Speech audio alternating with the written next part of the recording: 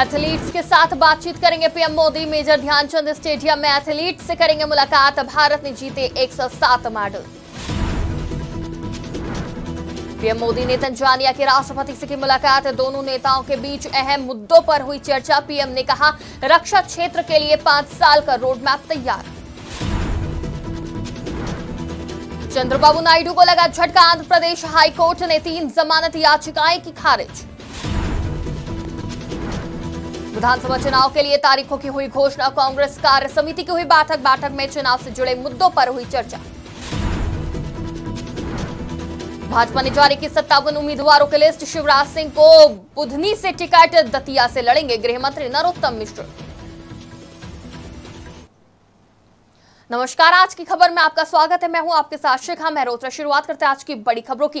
प्रधानमंत्री नरेंद्र मोदी ने तंजानिया के राष्ट्रपति सामिया सुलूहू हसन से मुलाकात की। राजधानी दिल्ली के हैदराबाद हाउस में इस मुलाकात के दौरान दोनों नेताओं के बीच व्यापक मुद्दों पर चर्चा हुई। इस दौरान द्विपक्षीय संबंधों को मजबूत बनाने पर खास जोर दिया गया। वहीं राष्ट्रपति और पीएम के साथ बैठक में भारत के विदेश मंत्री जयशंकर भी मौजूद रहे। इस बैठक के बाद प्रधानमंत्री नरेंद्र मोदी ने कहा कि आज का दिन तंजानिया और भारत के संबंधों के लिए बेहद अहम और ऐतिहासिक दिन है। आज दोनों देश अपनी सदियों पुरानी दोस्ती को सामरिक भागीदारी के एक सूत्र में बांध रहे हैं। रक्षा क्षेत्र के बारे में बात करते हुए पीएम मोदी ने कहा कि इस बारे में हमने मिलकर 5 साल का एक रोड मैप तैयार किया है, जिसके जरिए सैन्य प्रशिक्षण, समुद्री सहयोग, क्षमता निर्माण और रक्षा उद्योग के लिए काम किया जाएगा। इंटरनेशनल बिग कैट अलायंस से जुड़ने का निर्णय से हम बिग कैट्स के संरक्षण के लिए वैश्विक प्रयासों को सशक्त कर सकेंगे। आज हमने स्पेस और न्यूक्लियर टेक्नोलॉजी को जन कल्याण के लिए इस्तेमाल करने पर बल दिया। इन महत्वपूर्ण क्षेत्रों में ठोस इनिशिएटिव्स की पहचान करते हुए हमने आगे बढ़ने का निर्णय लिया है। फ्रेंड्स, आज हमने कई वैश्विक एवं क्षेत्रीय मुद्दों पर विचार विमर्श किया। हिंद महासागर से जुड़े हुए देशों के रूप में हमने maritime security, piracy, drug trafficking जैसी चुनौतियों का सामना करने के लिए आपसी समन्वय बढ़ाने पर बल दिया। इंडो पैसिफिक में सभी प्रयासों में हम तंजानिया को एक बहुमूल्य पार्टनर के रूप में देखते हैं। भारत और तंजानिया एक मत है कि आतंकवाद मानवता के लिए सबसे गंभीर सुरक्षा खतरा है। इस संबंध में हमने काउंटर टेररिज्म के क्षेत्र में आपसी सहयोग को बढ़ाने का भी निर्णय लिया है। फ्रेंड्स, हमारे संबंधों की सबसे महत्वपूर्ण कड़ी हमारे मजबूत और सदियों पुराने पीपल टू पीपल टाइज हैं। गुजरात के मांडवी पोर्ट और जंजीबार के बीच 2000 साल पहले व्यापार किया जाता था। भारत की सीधी ट्राइब का ओरिजिन ईस्ट अफ्रीका के जांद कोस्ट पर हुआ। आज भी बड़ी मात्रा में भारत के लोग तंजानिया को अपना दूसरा घर मानते हैं। उनकी देखरेख के लिए तंजानिया से मिल रहे समर्थन के लिए मैं राष्ट्रपति हसन को हृदय से आभार व्यक्त करता हूं। योग के साथ साथ कबड्डी और क्रिकेट की पॉपुलैरिटी भी तंजानिया में बढ़ रही है। हम दोनों देशों के लोगों के बीच आपसी नजदीकियां बढ़ाने के प्रयास जारी रखेंगे। एक्सेलेंसी, एक बार फिर आपका और आपके डेलीगेशन का।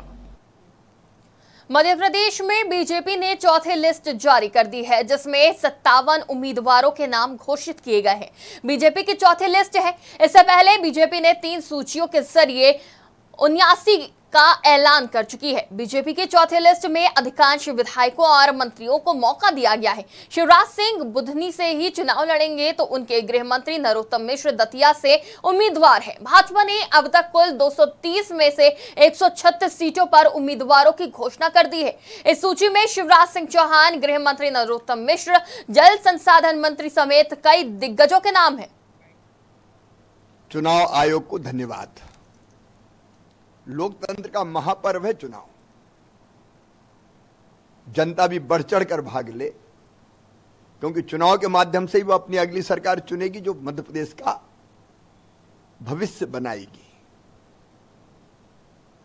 इतनी बात मैं जरूर कहूंगा कि मध्य प्रदेश शालीन प्रदेश है, अपवाद छोड़कर मर्यादाओं का पालन करता रहा है, इसलिए राजनीतिक प्रतिद्वंदिता अपने स्थान पर है, लेकिन चुनाव में मर्यादाएं सभी राजनीतिक दलों को बना के रखना चाहिए, पालन मर्यादाओं का करना चाहिए। भारतीय जनता पार्टी चुनाव के लिए पूरी तरह तैयार है।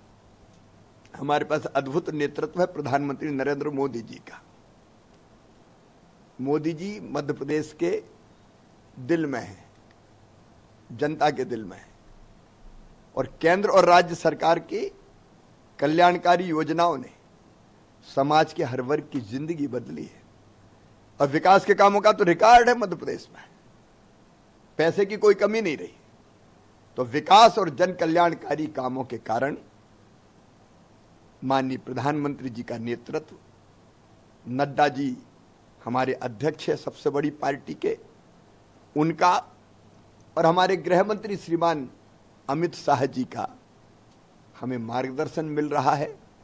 कार्यकर्ता कमर कस के सब मैदान में है, प्रदेश अध्यक्ष और बाकी पूरी टीम काम में लगी हुई है। और एक कार्यकर्ता के नाते मेरे सहित सभी कार्यकर्ता परिश्रम की पराकाष्ठा करेंगे, प्रयत्नों की परिसीमा करेंगे, और मुझे पूरा विश्वास है कि अब तक की सबसे बड़ी विजय भारतीय जनता पार्टी हासिल करेगी। उन्होंने भाजपा का विकास भी देखा है, 2003 के पहले के बंटाधारी राज को भी नहीं भूले और 1.25 साल के सत्यानाशी शासन को भी नहीं भूले वो अभी। और इसलिए ये चुनाव जनता ही लड़ेगी। मध्य प्रदेश, छत्तीसगढ़, राजस्थान, तेलंगाना और मिजोरम में विधानसभा चुनाव के लिए तारीख घोषित हो चुकी है। तारीखों के ऐलान के साथ ही आज से 5 राज्यों में आदर्श आचार संहिता भी लागू हो गई है। चुनाव ऐलान के ठीक बाद दिल्ली में कांग्रेस कार्य समिति बैठक भी हुई। बैठक में चुनाव से जुड़े मुद्दे और बीजेपी को घेरने की रणनीति पर चर्चा हुई। बैठक को संबोधित करते हुए कांग्रेस नेता और सांसद राहुल गांधी ने कहा कि मीटिंग में जातिगत जनगणना पर चर्चा हुई है और सभी ने इसका समर्थन किया है। कांग्रेस के मुख्यमंत्री अपने अपने राज्यों में जातिगत जनगणना कराएंगे। ओबीसी का जिक्र करते हुए राहुल गांधी ने कहा, देश में जिसकी आबादी करीब 50% के आसपास है, सरकार में उसकी कोई भूमिका नहीं है। वहीं आगे राहुल गांधी ने क्या कुछ कहा, आप भी सुनिए। हमारा लक्ष्य, जैसे मैंने कहा, हमारा लक्ष्य है कि एक्सरे होना चाहिए। किसी को चोट लगती है, अस्पताल में पहला काम होता है, भैया देखिए एक्सरे कराते हैं, पता लगाते हैं क्या है, सच्चाई क्या है। हमें लग रहा है कि हिंदुस्तान में जो भागीदारी ओबीसी की होनी चाहिए, दलितों को होनी चाहिए, आदिवासियों की होनी चाहिए, हमें लगता है कि वो उनको नहीं मिल रही है। सस्पिशन है। अब हम सिर्फ ये कर रहे हैं कि हम एक्सरे कराना चाह रहे हैं, देखना चाह रहे हैं कि क्या ये सच्चाई है इसमें या नहीं। नरेंद्र मोदी एक्सरे कराने से क्यों डर रहे हैं? इसमें लोगों को बांटने की बात नहीं है, इसमें जो हक लोगों का है उनको देने की बात है। प्रधानमंत्री नरेंद्र मोदी 10 अक्टूबर को राजधानी दिल्ली में मेजर ध्यानचंद स्टेडियम में एशियाई खेलों में हिस्सा लेने वाले भारतीय एथलीट्स से बातचीत करेंगे और उन्हें संबोधित करेंगे। ये कार्यक्रम प्रधानमंत्री द्वारा 2022 एशियाई खेलों में एथलीट्स को बधाई देने और उन्हें भविष्य की प्रतियोगिताओं के लिए प्रेरित करने का एक प्रयास है। वहीं इस कार्यक्रम में एशियाई खेलों में हिस्सा लेने वाले भारतीय दल के एथलीट्स, उनके कोच, भारतीय ओलंपिक संघ के पदाधिकारी, राष्ट्रीय खेल महासंघों के प्रतिनिधि समेत युवा, कार्यक्रम और खेल मंत्रियों के अधिकारी भी हिस्सा लेंगे। भारत के लिए हांगझू एशियाई खेल ऐतिहासिक रहा। उसने इन खेलों के इतिहास में अपना अब तक का सर्वश्रेष्ठ प्रदर्शन किया है। वहीं भारत ने 107 मेडल जीते हैं। इससे पहले उनका सर्वश्रेष्ठ प्रदर्शन 2018 जकार्ता एशियाई खेलों में रहा था, जहां उसने 70 मेडल जीते थे। इस ऐतिहासिक सफलता पर पीएम मोदी ने भारतीय एथलीट्स को बधाई दी थी। आंध्र प्रदेश के सीएम रहे चंद्रबाबू नायडू को आंध्र प्रदेश हाई कोर्ट से करारा झटका लगा है, जहां 3 मामलों में अग्रिम जमानत हासिल करने के लिए लगाई गई याचिकाएं आंध्र प्रदेश हाई कोर्ट ने खारिज कर दी है। फिलहाल नायडू स्किल डेवलपमेंट स्कैम में जेल में बंद है। नायडू ने अमरावती इनर रिंग रोड अलाइंसमेंट मामले के साथ फाइबरनेट स्कैम केस में अग्रिम जमानत देने के लिए दरखास्त की थी, लेकिन हाईकोर्ट ने उनकी अर्जी को खारिज कर दिया। हाईकोर्ट ने उनके साथ ही अंगालू गांव में हुई हिंसा के मामले में भी उनकी जमानत याचिका को खारिज कर दिया है। आज की बड़ी खबरों में फिलहाल इतना ही। देश और दुनिया की तमाम खबरों के लिए देखते रहिए आज की खबर।